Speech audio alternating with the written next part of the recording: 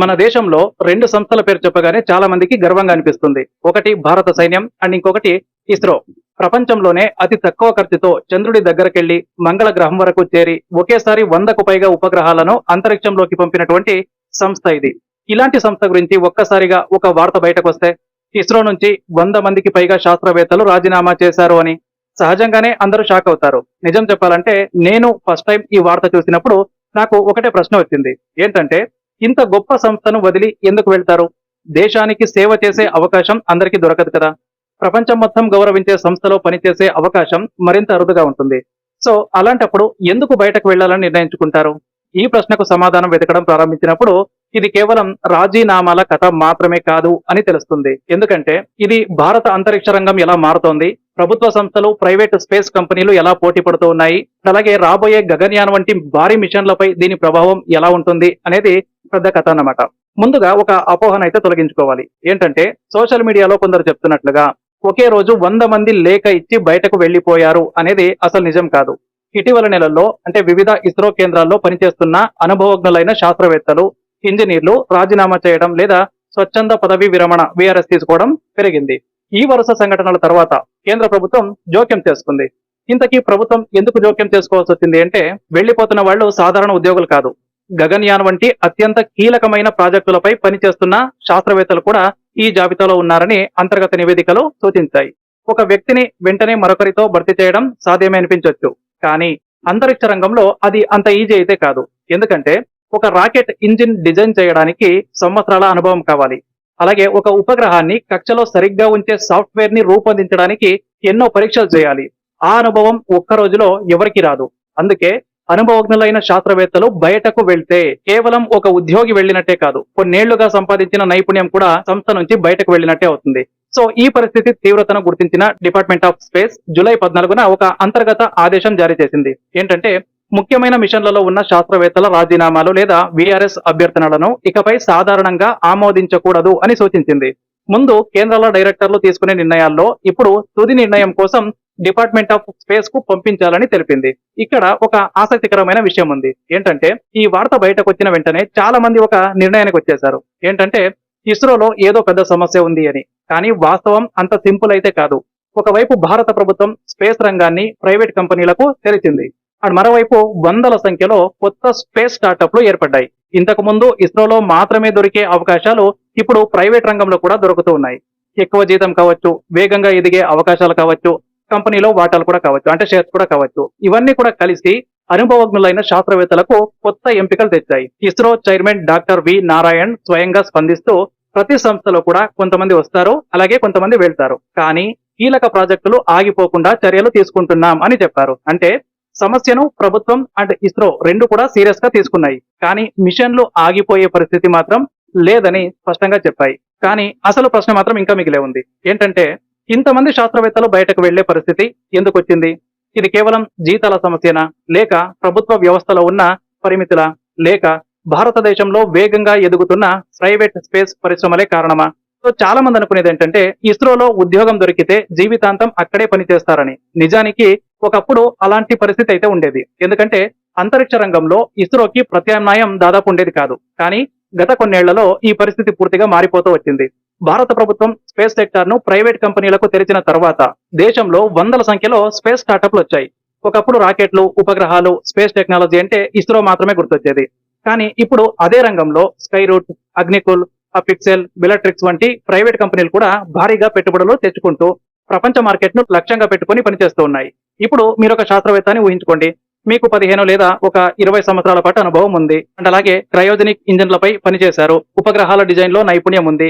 అలాంటి సమయంలో ఒక ప్రైవేట్ కంపెనీ మీ దగ్గరకు వచ్చి మీకు ప్రస్తుతం ఇచ్చే జీతం కంటే చాలా ఎక్కువగా ఇస్తాం, అలాగే మీ పరిశోధనకు మరింత స్వేచ్ఛ ఉంటుంది అండ్ కంపెనీలో కీలక బాధ్యత ఇస్తాం అని చెప్తే ఇలాంటి ఆఫర్ ను రిజెక్ట్ చేయడం అంత ఈజీ అయితే కాదు కదా. ఇది కేవలం డబ్బు విషయం మాత్రమే కాదు, ప్రైవేట్ రంగంలో నిర్ణయాలు వేగంగా తీసుకునే అవకాశం ఉంటుంది అండ్ కొత్త ఐడియాలను త్వరగా అమలు చేసే అవకాశం కూడా ఉంటుంది. అండ్ కొన్ని చోట్ల ఉద్యోగులకు కంపెనీ షేర్లు కూడా ఇస్తారు.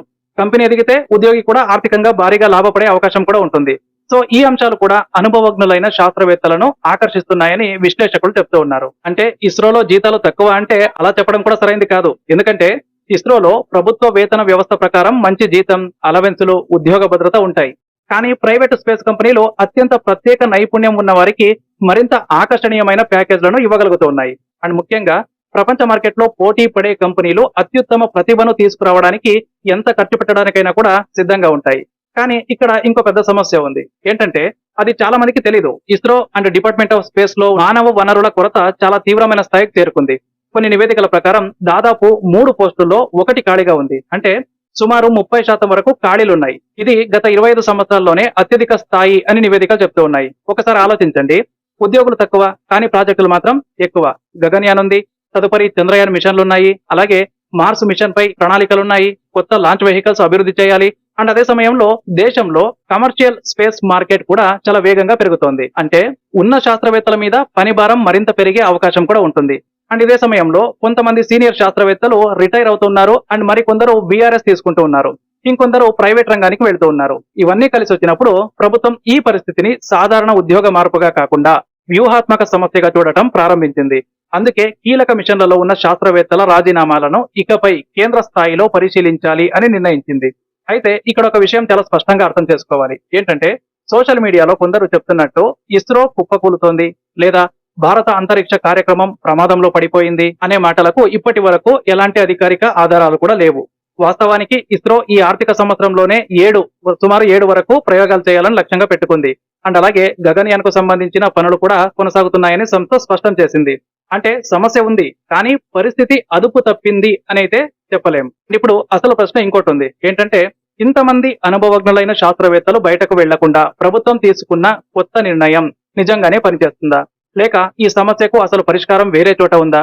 ఇప్పుడు అసలు ప్రశ్న ఏంటంటే ప్రభుత్వం ఎందుకు ఇంత త్వరగా స్పందించింది? దీనికి కారణం తెలుసుకోవాలంటే ఒక విషయాన్ని మనం స్పష్టంగా అర్థం చేసుకోవాలి. ఏంటంటే ఇస్రోలో పనిచేసే ప్రతి శాస్త్రవేత్త కూడా ఒక ఉద్యోగి మాత్రమే కాదు. ఆయన దగ్గర కొన్ని సంవత్సరాల అనుభవం ఉంటుంది. ఒక రాకెట్ ఇంజిన్ ను ఎలా పరీక్షించాలి, ఒక ఉపగ్రహాన్ని అంతరిక్షంలో ఎలా స్థిరంగా ఉంచాలి, ఒక చిన్న తప్పు కూడా కొన్ని కోట్ల రూపాయల మిషన్ ను ఎలా విఫలం చేస్తుందో వాళ్లకు చాలా క్లియర్ గా తెలుసు. ఈ అనుభవాన్ని పుస్తకాల్లో చదివి వెంటనే నేర్చుకోలేం. ఒక కొత్త వ్యక్తిని నియమించొచ్చు, శిక్షణ ఇవ్వచ్చు, కానీ 10 నుంచి 20 సంవత్సరాల అనుభవాన్ని ఒక్క రోజులో సృష్టించలేం. అందుకే ప్రభుత్వం ఈ అంశాన్ని సాధారణ ఉద్యోగ మార్పుగా కాకుండా జాతీయ సామర్థ్యాన్ని కాపాడుకోవాల్సిన అంశంగా అయితే చూసింది.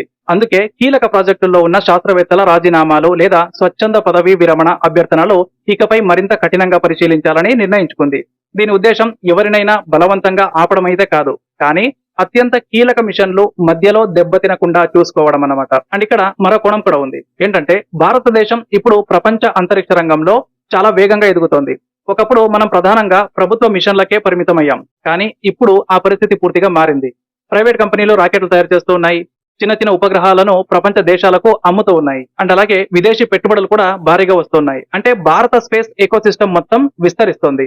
సో ఈ మార్పు వల్ల ఒక సహజమైన పరిణామం కూడా కనిపిస్తోంది. ఏంటంటే ఒకప్పుడు ఇస్రోలో మాత్రమే ఉన్న ప్రతిభ ఇప్పుడు ప్రభుత్వ రంగం నుంచి ప్రైవేట్ రంగానికి కూడా వెళ్తోంది. కొంతమంది దీన్ని ప్రతికూలంగా చూస్తున్నారు, కానీ మరో కోణంలో చూస్తే ఇదే భారత అంతరిక్ష పరిశ్రమ ఎదుగుతున్న సంకేతం కూడా. ఎందుకంటే ఒక దేశంలో ప్రైవేట్ రంగం బలపడాలి అంటే అనుభవజ్ఞులైన శాస్త్రవేత్తలు అవసరం. అయితే దీంతో ప్రభుత్వ సంస్థలు బలహీన పడిపోకూడదు కదా. అదే అసలైనటువంటి సవాల్ అన్నమాట. ఒకవైపు ప్రైవేట్ రంగం ఎదగాలి అండ్ అలాగే మరోవైపు ఇస్రో కూడా ప్రపంచంలో తన ఆధిపత్యాన్ని కొనసాగించాలి. ఈ రెండింటి మధ్య సమతుల్యతను సాధించడం ప్రభుత్వానికి ఇప్పుడు ఒక పెద్ద బాధ్యత. సో ఈ మొత్తం వ్యవహారంలో సోషల్ మీడియాలో మరో ప్రచారం కూడా జరిగింది. ఏంటంటే ఇస్రో ఖాళీ అయిపోయింది, గగన్యాన్ రద్దవుతుంది, భారత అంతరిక్ష కార్యక్రమం ఆగిపోతుంది అని. ఇలాంటి పోస్టులు వైరల్ అయ్యాయి. కానీ ఇప్పటి వరకు అలాంటి విషయాన్ని ఇస్రో కానీ కేంద్ర ప్రభుత్వం కానీ ఎక్కడ కూడా చెప్పలేదు. అసలు దీని విరుద్ధంగానే కదా ఇస్రో చైర్మన్ డాక్టర్ వి నారాయణ గారు స్పష్టంగా చెప్పారు. గగన్యాన్ మిషన్ షెడ్యూల్ ప్రకారమే కొనసాగుతోంది, లాంచ్ల ప్రణాళికల్లో ఎలాంటి మార్పు లేదని వాళ్ళు చెప్పారు. అంటే సమస్యను ప్రభుత్వం గుర్తించింది, దానికి చర్యలు కూడా ప్రారంభించింది. ప్రస్తుత భారత అంతరిక్ష కార్యక్రమం ఆగిపోయిందని చెప్పడం వాస్తవాలకు పూర్తిగా విరుద్ధం అన్నమాట. నాకు వ్యక్తిగతంగా ఈ మొత్తం సంఘటనలో ఒక విషయం చాలా ముఖ్యంగా అనిపించింది. ఏంటంటే ప్రపంచం మొత్తం ఇప్పుడు స్పేస్ ఎకానమీ వైపు పరుగులు తీస్తోంది. 2040 నాటికి ప్రపంచ స్పేస్ మార్కెట్ విలువ లక్షల కోట్ల డాలర్ల స్థాయికి చేరుతుందని అంచనాలు కూడా ఉన్నాయి. సో అలాంటి సమయంలో భారతదేశం దగ్గర ఉన్న అత్యంత విలువైన ఆస్తి రాకెట్లు కాదు, ఉపగ్రహాలు కూడా కాదు, అవి మన శాస్త్రవేత్తలే.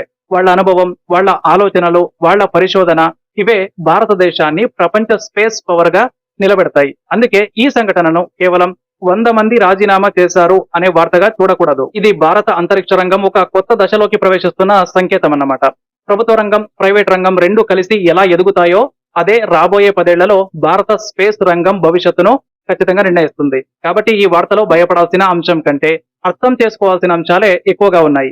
చివరగా ఒక మాట, ఇస్రో అనేది ఒక భవనం కాదు, ఒక రాకెట్ కూడా కాదు. దేశం కోసం కలలు కనే వేలాది మంది శాస్త్రవేత్తల కృషి. ఆ ప్రతిభను కాపాడుకుంటూనే కొత్త తరానికి మరిన్ని అవకాశాలు కల్పించడం భారతదేశం ముందున్న అతిపెద్ద బాధ్యత. Thank you.